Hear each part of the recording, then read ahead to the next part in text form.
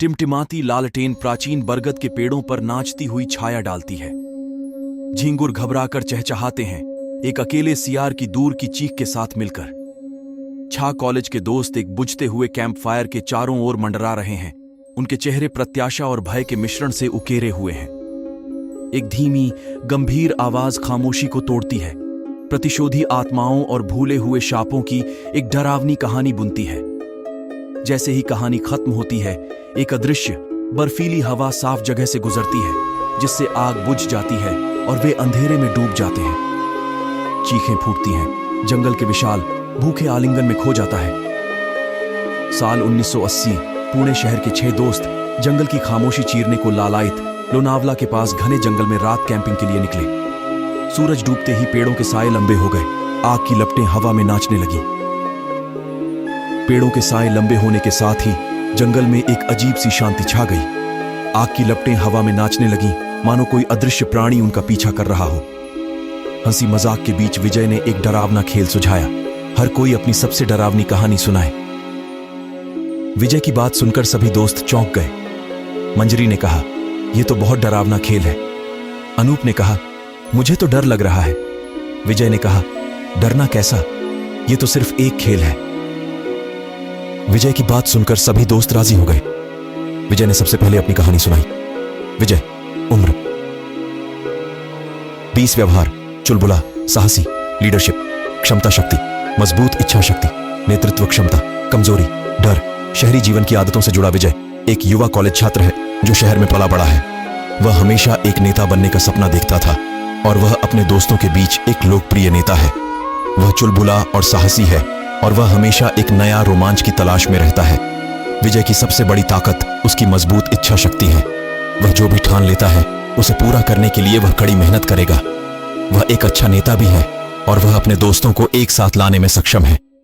हालांकि विजय के पास एक कमजोरी भी है, डर। वह अज्ञात से डरता है और वह अंधेरे से विशेष रूप से डरता है। वह शहरी जीवन की आदतों से भी जुड़ा हुआ है और वह जंगल में रहने के लिए तैयार नहीं है। विजय की कहानी। एक बार की बात है, एक गांव था जो एक घने जंगल के किनारे बसा हुआ था। गांव के लोग जंगल से बहुत डरते थे। कहते थे कि जंगल में एक भूत रहता है जो लोगों को मारता है। एक दिन गांव के एक युवक का नाम था रामू। वह जंगल में भटक गया। वह रात भर जंगल में भटकता रहा। जब सुबह हुई तो वह एक सुनसान जगह पर पहुंचा। वहां उसे एक कुआं दिखाई दिया। रामू को प्यास लगी थी। उसने कुएं में पानी पीने के लिए अपना मुंह लगाया, लेकिन जैसे ही उसने पानी पीना शुरू किया, रामू को कुएं में पानी पीने के बाद उसे भूत की आवाज सुनाई देती है। आवाज उसे बताती है कि अब वह भूत का गुलाम है। आवाज ने कहा, तुमने मेरा पानी पिया है, अब तुम मेरे हो। रामू को बहुत डर लगा। वह कुएं से बाहर निकलने की कोशिश करने लगा, लेकिन कुएं से बाहर निकलने का कोई रास्ता नहीं था।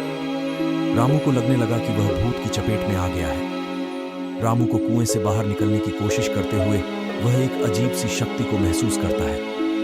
वह महसूस करता है कि कोई उसे कुएं में खींच रहा है। रात होने लगी।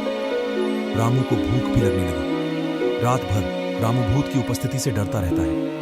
वह भूत की हंसी और आवाज सुनता रहता है। रात भर रामू भूत से डरता रहा। जब सुबह हुई तो उसने देखा कि भूत उसके सामने खड़ा है। भूत ने कहा, अब तुम्हारी बारी है। भूत रामू को मार देता है और उसकी आत्मा को अपने साथ ले जाता है। विजय की कहानी सुनकर सभी दोस्त डर गए। मंजरी ने कहा, यह तो बहुत डरावनी कहानी है। अनूप ने कहा, मुझे तो डर लग रहा है।